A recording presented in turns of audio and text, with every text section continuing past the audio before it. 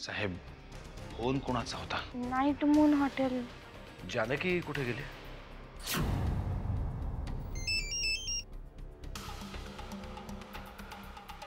बाई आहे ना, ज्या रूम मध्ये गेल्या तिथली कडी लावायची बरं का.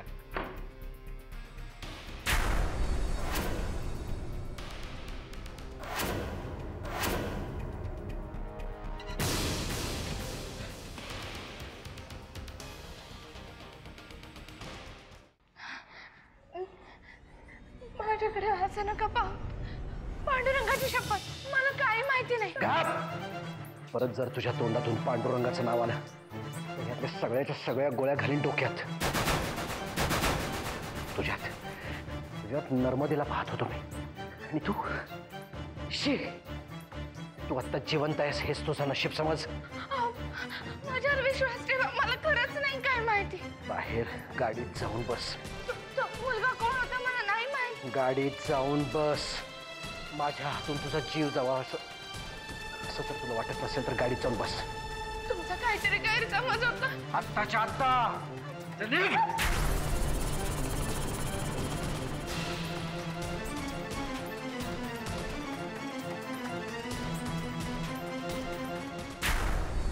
काय बजरंगबली, तुमचे प्रभू रामचंद्र कुठे आहेत? असतील की घरात. चला जाऊन भेटू. नसतील घरात. मला वाटलंच होतं नसतील म्हणणार लगेच. नसले तर नसले, त्यांच्या पादुकांचं दर्शन घेऊ. तुम्ही काय करता इथे? मी असं म्हणलं, मी वाकणीत साहेबांची वाट बघत उभा आहे. विश्वास ठेवणार नाही ना? हे वाकणी, तुझा चेहरा एवढा का पडलाय बाबा? तुम्ही काय आता चेहरा बघून भविष्य सांगायला लागलात का? चेहरा बघून वर्तमान सांगायला लागलोय. काय म्हणतोय माझा चेहरा? एक मिनिट, हा बघायला लागते. ते पद्धतशीर बघितल्यावर कळते. अवकाळा, सन्नाटा पसरलाय. ये गंमत केली बाबा, केवढं टेन्शन मध्ये आला तू. एकदम गंमत केलेली आहे का वाकण्या? गंमत करायला माझ्याकडे वेळ नाहीये, येतो. अरे थांब थांब, बजरंगबली हो, डोंगर आहे ना.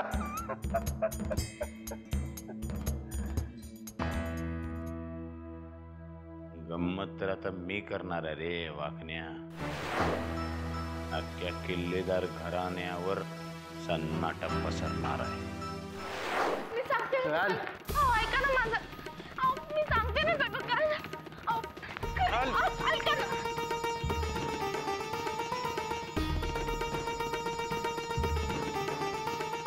मोठ्या साहेबांनी जानकी वहिनीचा हात धरून बाहेर ओढत आणली.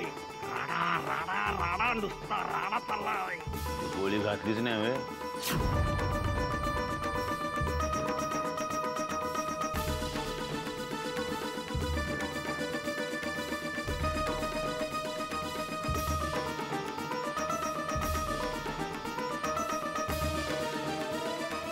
जानकी वहिनीचा हात धरून मोठ्या साहेबांनी तिला गाडीत बसवलेलं आहे. साहेबांनी गाडी चालू केलेली आहे. गाडी चालू केली आणि आता गाडी निघाली आहे. मला वाटलं आतापर्यंत एक जण तरी मिळाला असावा. काय हरकत नाही, पुढच्याला असा घाव घालूया. एक घाव आणि 2 तुकडे. म्हणजे आता अजून काही करायचं राहिलंच आहे का? अजून कुठं काय झाले? राग्या आता कुठं मुहूर्ताचा नारळ फुटलाय, अजून खोबरं सगळ्यांना वाटायचंय. अहो आता झाली की ते जानकीची नाचक्की, तर सोडून द्या तिला.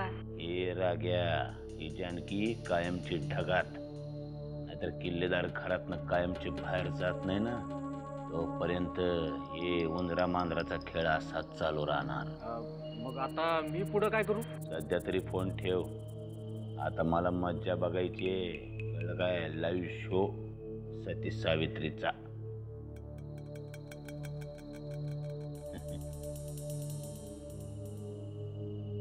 चला परशु शेठ, मोठा लाईव्ह टेलिकास्ट बघायला चला.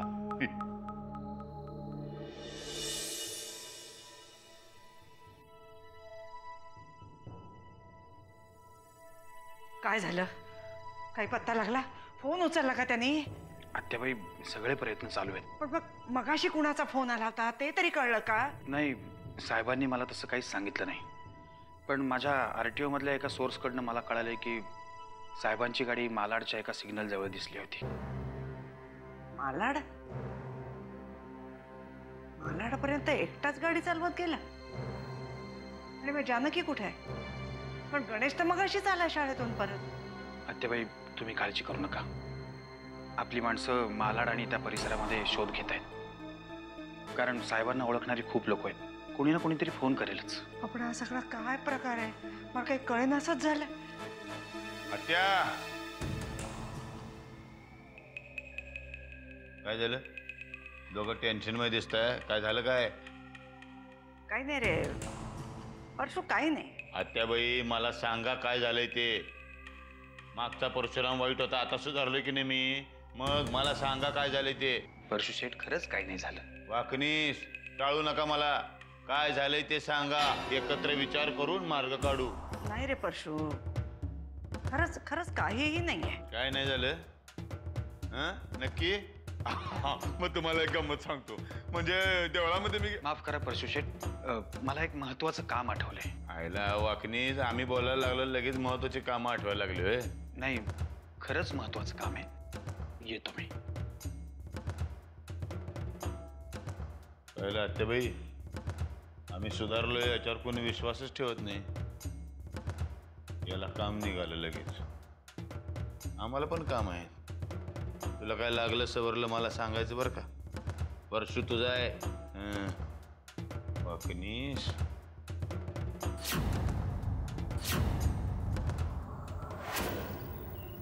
आर्यन, शिव्या द्याव्याशा वाटतात ना? दे की दे, बिंदास दे रे.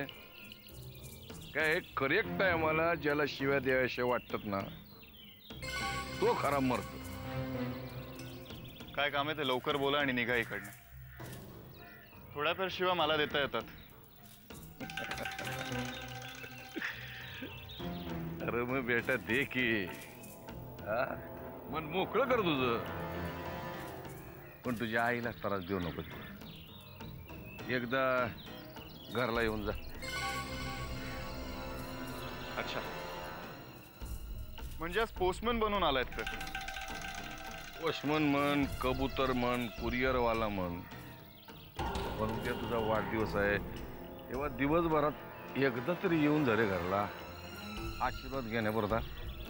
हे बघा, तुम्हाला मी एकदाच सांगतो, ती माझी आई आहे. ती तुझी आईच आहे. तू किती नाकारलंस तरी. बाळा, हातावरच्या रेषा आहेत ना, आपण किती म्हणलं तरी पुसता येत नाही, बदलता बी येत नाही. तुझी नाळ आहे ना, तिच्या संगच बांधली गेली आणि त्याचीच आठवण आहे उद्याचा दिस, तुझा बर्थडे. आणि तोच दिवस मला माझ्या आयुष्यातून कायमचा पुसून टाकायचा आहे. माझ्या आयुष्यातला सगळ्यात काळा दिवस म्हणून साजरा करतो मी हा दिवस. तुझ्या नाही, निदान तिच्या सुखासाठी तरी ये, नाहीतर उद्याचा दिवस खायला उठत दिला. आणि तुला माझी अडचण असते ना, मी उद्या नाहीच आहे घरात, मुंबई बाहेर चाललो. बरं, असाच एक दिवस ना माझ्या आयुष्यातून निघून जा कायमचा, म्हणजे उपकार होतील माझ्यावर. वा आर्यन वा.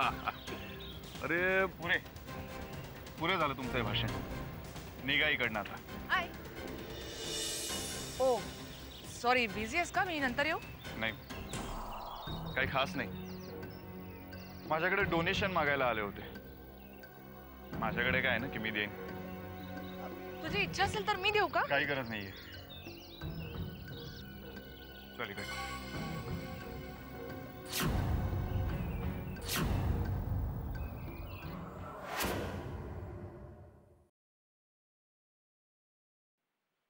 ऐका ना, मी काय सांगते ऐका ना.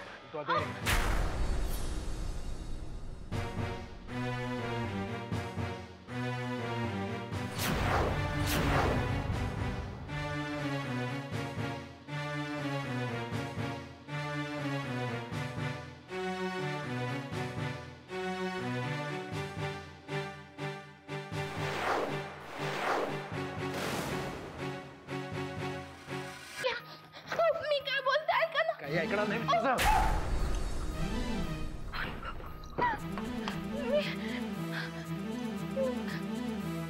तुम्ही हवं तर माझं वाटतंय ते करा, पण स्वतःला नका ना त्रास करू. हात नको लावूस मला. घाण वाटते मला तुझी. जवळ नको येऊस. काय करायला गेली होतीस त्या खाण्याच्या हॉटेलमध्ये? आणि तो मुलगा कोण होता? मी सांगते ना सगळं तुम्हाला, पण तुम्ही. आणि तिथे जाण्यासाठी तू माझ्याशी खोटं बोललीस. गणेशची पालक सभा तिथे तिथे भरली होती. तुम्ही नका ना स्वतःला त्रास. तुम्ही नका ना त्रास करून घेऊ. मी कोणाला तरी बोलवून येते. कशाला? माझ्या आबरूची लत्तर वेशीवर टांगाला? मला घृणा वाटते तुझी. त्यामुळे इथेच थांब आणि माझ्या सगळ्या प्रश्नांची उत्तर दे.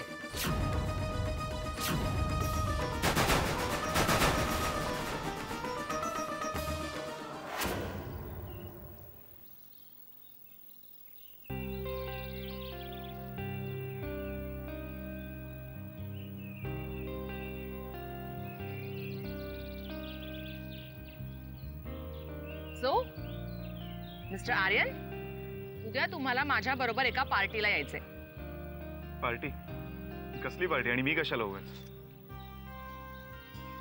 आहे माझा एक मित्र ज्याचा उद्या वाढदिवस आहे. अमृता, का करतेस तू हे सगळं? मला आवडतं म्हणून. आणि त्यामुळे तुझी इच्छा नसली ना तरीही तू माझ्यासाठी उद्या यायचंय. हे बघ अमृता, मला माझा वाढदिवस सेलिब्रेट करायला नाही आवडत. मित्रांना ट्रीट द्यावी लागेल ना म्हणून. कम ऑन यार आर्यन, आयुष्यात एकच असा दिवस असतो ज्या दिवशी आपण हक्काने असं सांगू शकतो की आज माझा दिवस आहे. त्यामुळे तू यायचंयस उद्या. नाही येणार आहे मी. ठीक आहे, तू का येणार नाहीस हे जाणून घेतल्याशिवाय मी तुला जाऊ देणार नाही.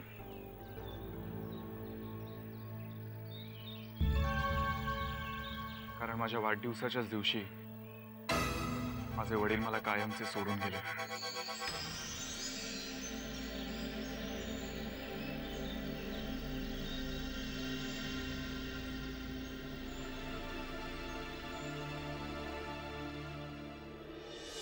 आता बोल काहीतरी. का दातखिळ बसले तुझी?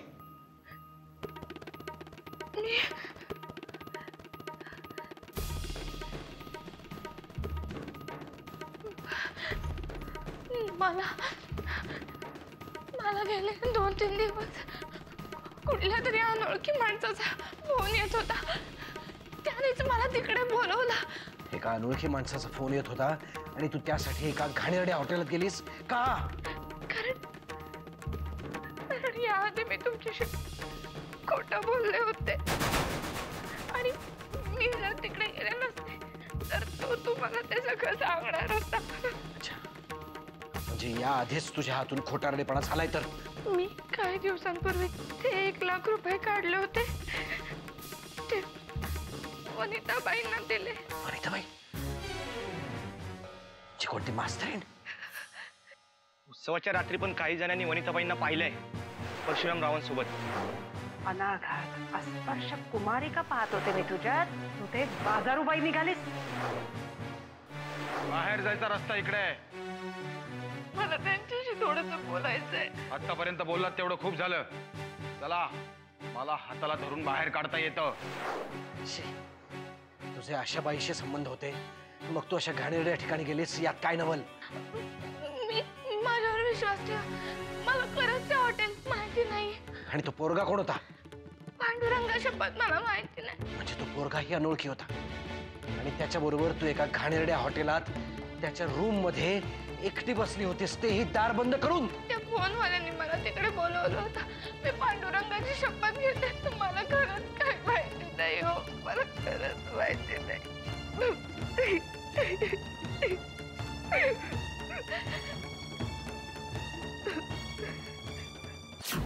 आत्याबाई, जानकी आणि भाऊजींचं काही भांडण झालंय का? गुण्या गोविंदाने संसार चाललेला आहे त्यांचा, भांडण कशाला होईल? हो का? पण गुण्या गोविंदाने चाललेल्या संसारात नवरा बायकोला असं फरफटत नेत नाही. म्हणजे तुम्हीच जाऊन जरा बघा ना. नवरा बायकोंच्या भांडणात तिसऱ्याने कशाला पडायचं? तुझ्या आणि मामांच्या भांडणात मी कधी मध्ये पडले? आत्याबाई, हे भांडण काही रोजच्यासारखं नाहीये. काहीतरी वेगळं होतं. मला एक सांग, या भांडणामुळे तुला आनंद झालाय का दुःख? असं काय बोलताय? साहजिकच मला खूप दुःख होतंय. हो ना? मग तुझ्या खोलीत जाऊन बस आणि शांतपणे विचार कर की हे भांडण कसं मिटवता येईल ते. जा.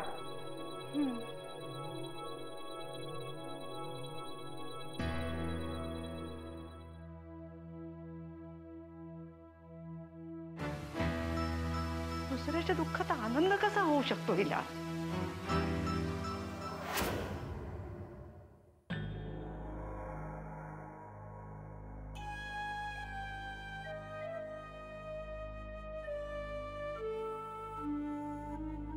वहिनी, राम राम.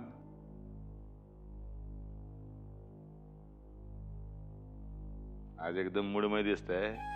नाही, दुसऱ्या तोंडाकडे बघून कायम रडणाऱ्या तुम्ही आज एवढं हसू कसं काय तोंडावर? म्हणजे नाही म्हणजे दसरा दिवाळी सगळ्या सणांचं हसू एकदम चेहऱ्यावर ओसंडून व्हायला लागले. म्हणलं काय झालं तरी काय वहिनी? का तुम्हाला बघवत नाहीये? अहो असं काही नाही हो. मी काय म्हणलं, तुमच्या आनंदामध्ये आम्हाला पण सहभागी करून घ्या. भाऊजी, तुम्हाला लवकरच कळेल. काही करू नका. अशा गोष्टी काही लपून राहत नाही. असं आहे? तसं काय आमच्या आयुष्यात शिमगाय हो सध्या चालू. तुमच्या आयुष्यातले सण काय आहेत ते तर एकदा कळू दे. काय झाले सांगा की आनंदाचं काय आहे ते. शी, किती लालघोटेपणा करताय तुम्ही. सांगितलं ना एकदा. तुम्हाला सांगणार नाही. पण हो, लवकरच या घरात काहीतरी गमतीशीर घडणार आहे, एवढं मात्र नक्की.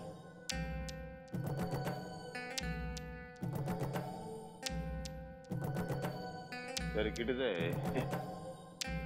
तिने माझ्या डायरेक्टरला सांगते स्टोरी सांगणार नाही म्हणून. त्या घरामध्ये ज्या काही गमतीशीर गोष्टी घडणार आहेत की नाही, त्या घडवणारा डायरेक्टर आहे यो परशुराम. आत्याबाई, साहेब आलेत. त्यांची गाडी पाहिली खाली. शेळी झाली बातमी. मधल्या काळात पुलाखालून बरंच पाणी वाहून गेलंय. म्हणजे नक्की काय झालंय? नक्की काय झालंय मलाही माहिती नाहीये. पण आता अहिल्या माझे कान खाऊन गेली. ती सांगत होती की नरसिंहाने जानकीला फरफटत नेलाय. ती सांगत होती म्हणजे किती विश्वास ठेवायचा आणि नाही हा प्रश्नच आहे. आत्याबाई, तुम्ही एकदा स्वतः खात्री करून घ्या ना. तिकडेच निघाली. म्हणजे अगदी आत्ताच गेलं पाहिजे असं नाही. म्हणजे वातावरण गरम असेल तर. नाही वागणेस, आत्ताच गेलं पाहिजे. कुठल्याही गोष्टीला उशीर झाला ना की परत जुळवाजुळव करायला किती त्रास होतो हे मी तुम्हाला सांगायला नको. आत्याबाई, या प्रकरणामध्ये मी लक्ष घालावं असं मला वाटत नाही. नकाच घालू. तुम्ही थांबा इथेच,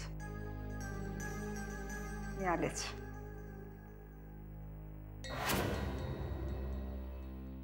पाया पडते तुमच्या, तुम्ही द्याल ती शिक्षा. ती अहिल्या म्हणत होती तेच खरंय.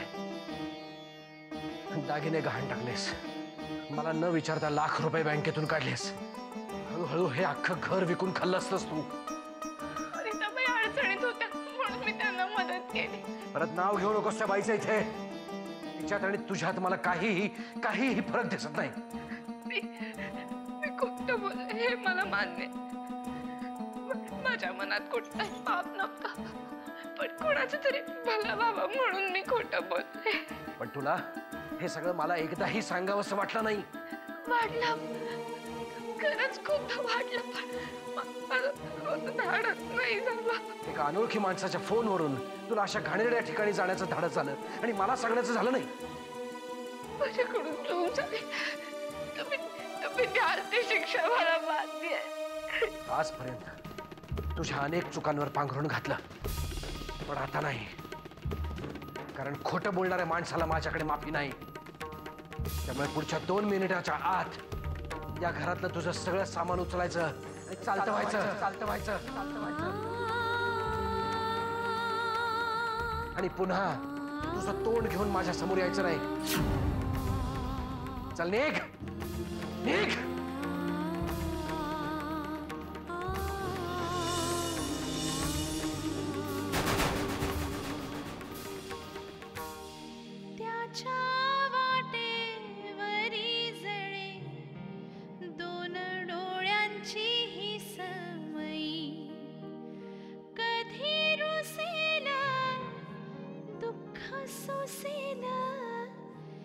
माझं